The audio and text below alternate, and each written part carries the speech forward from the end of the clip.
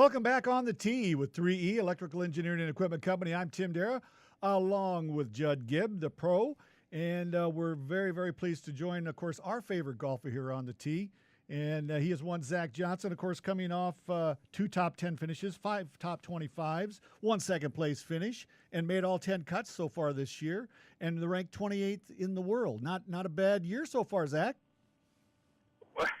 Well, thank you. I appreciate it. No, it's been good. There's been certainly a lot of positives. I don't want to get too content with things. I think when I do that, things kind of get a little complacent, and I don't particularly care for how that goes. But I'm never ever satisfied, but I'm certainly optimistic with the direction.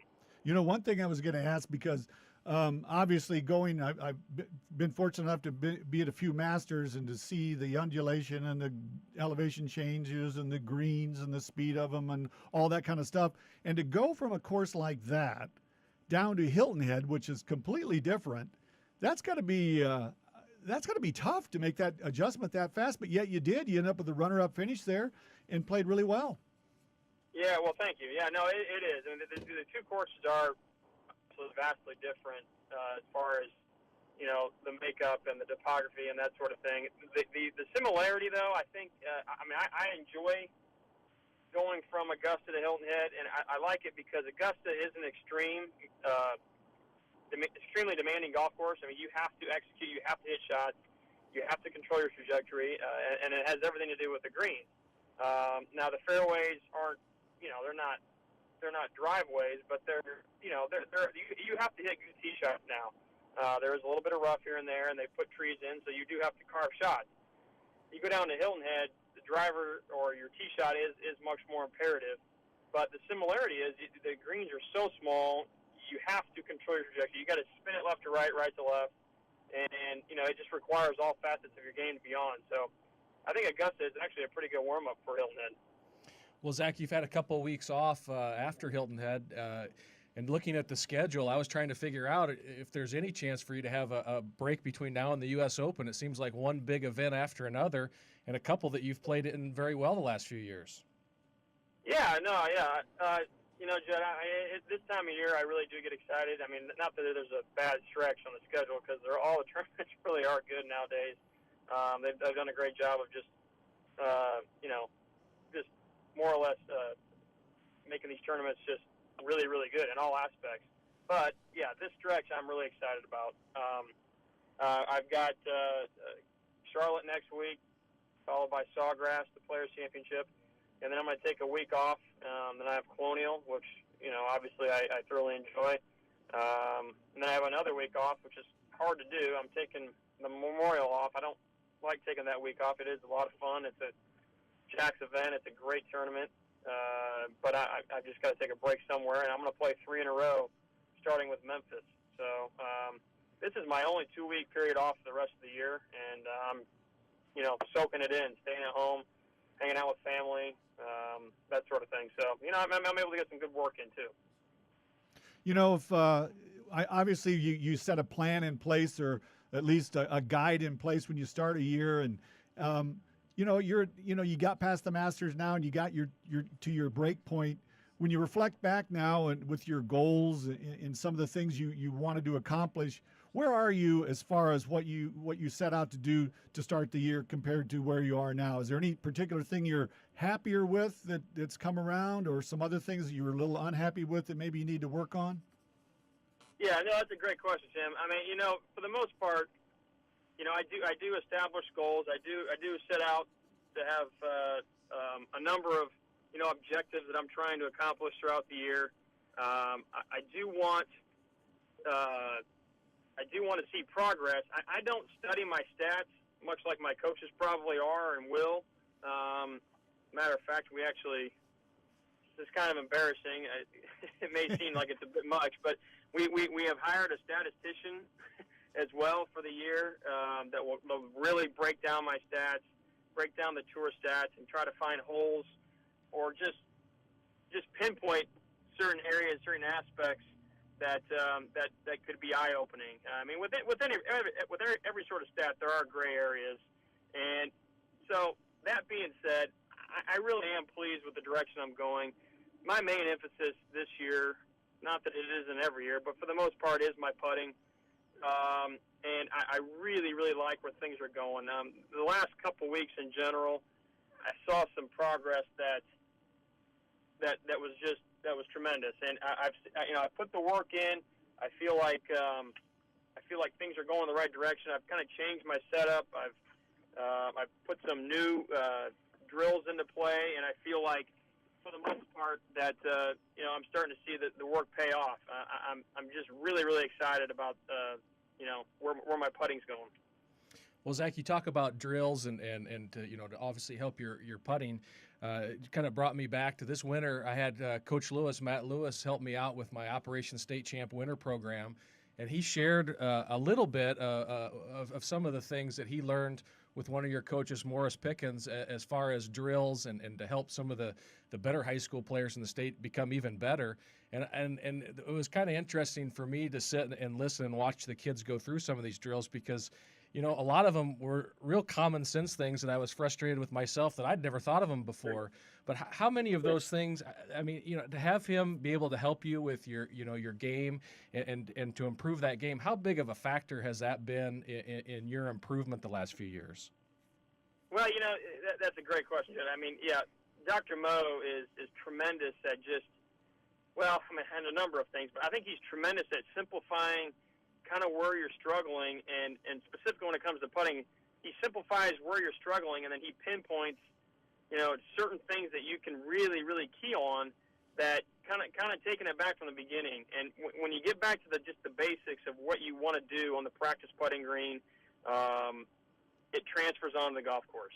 So you get the fundamental work done. You have a certain foundation with your fundamentals. I think that's important with anything.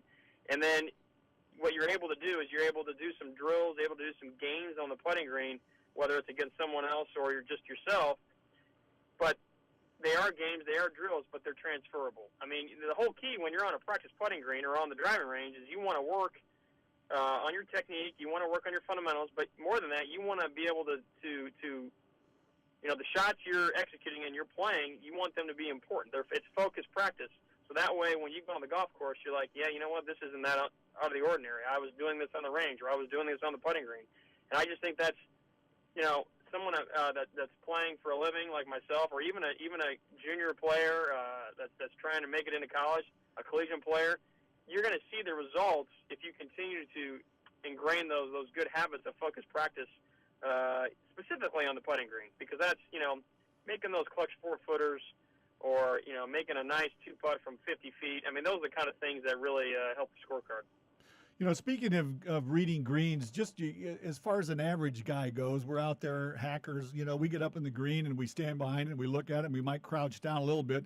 Not like Camilo Villegas maybe, but we try to get down there as best we can.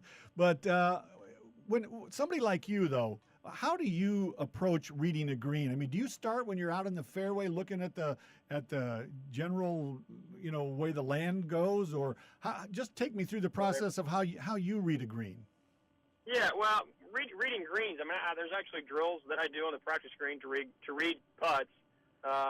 There's certain things I can do that will help and will transfer. But when I'm in a tournament, when I'm on the golf course, the one thing I try not to do is overread it. I just really feel like reading putts, or putting in general, is 80% feel, 20% mechanics. Now, having good mechanics, especially from 6 feet and in, is really good. But you have to feel it. I like walking. I stand behind it certainly, but I like going on the other side of the hole. I like walking around the putt. I kind of feel the putt with my feet, the high side, the low side. I certainly use Damon when it comes to the slope and specifically the grain of the putt. My caddy, I mean, he's very good at reading the grain and knowing, how much it's going to pull or push, and I think that's key. But when I'm behind the putt again and picking out my line, I mean, I'm kind of visualizing a line. I don't spot putt. I mean, unless it's one that's like over a tier, or it has a bunch of knobs in it. For the most part, I'm just kind of feeling it. I'm seeing it. And I just try to get parallel left of it next to the ball, and after that, it's just routine. I mean, I don't really think about it too much. It's feel, just trying to get the speed, and you kind of hit the putt and hope the hole gets in the way. I mean, that kind of sounds simple, but that really is I think the way to approach it, especially on difficult fast greens. You have to just let the hole get in the way. Try to hit it on the line with the right pace, and more times than not, on good quality greens, you're going to make a lot of putts. Well, Zach, I wanted to ask you. Last year you had the first annual big event that you had at Elmcrest Country Club. It was a huge success. It was on local TV. You had Ricky Fowler, Davis Love, and I know so many others that I'm leaving out. What's the status of the event this year, and how's that going? It's going great. No, I appreciate you asking. I just had a board meeting last week with our board, and I mean, without going into too much detail, it's humbling every time I meet with them, just the progress and the work and the energy they put into it. But, yeah, I think 2012 is going to be better than 11. I know that kind of sounds – those that attended and those that witnessed it, I'm assuming they enjoyed it. From the responses I've received, they thoroughly enjoyed it. But I think this is going to be better. We're still trying to solidify our field as far as the pros and the celebs that are going to come in. But the response has been tremendous. The support we've had – in Cedar Rapids, Eastern Iowa, and certainly all of Iowa in general has been out of this world. So I'm excited. What we're doing with the event, the purpose behind the event. I mean, there is an underlying mission and focus, and that side of things. The Kids on Course program has really done some cool things in less than a year. So we're doing great things. I think 12 is going to be better than 11. We've got some different things we're going to add this year as far as for those that are playing and participating. We don't want to get stale. And I'm trying to bring in different talent. Peers of mine that are willing to give of their time. So that's what it's all about. I mean, Cedar Rapids has embraced me. Iowa has embraced me, and I want this to become their event. And as a result, it's a treat for them. So I feel like it's a huge blessing and something that my wife and I certainly are very, very proud of. Well, we Iowans are very proud of you and your representation of us, and we wish you the best of luck as we're about out of time here, but got about 30 seconds. Got to ask you about, as a fellow Hawkeye fan, what do you think of the new coordinators and the change? I'm excited. I mean, with Coach Ferentz at the helm, I mean, he just, to me, he's everything that embodies a coach. Seems like he's a player's coach, but he's also kind of a CEO. He can he pushes people around. He keeps the right people in his stable, and adds the right ones at the right time. So I'm excited. I'm very excited. I'm not to get off on a side note. I know we got to go. But Yep. Thanks, Zach.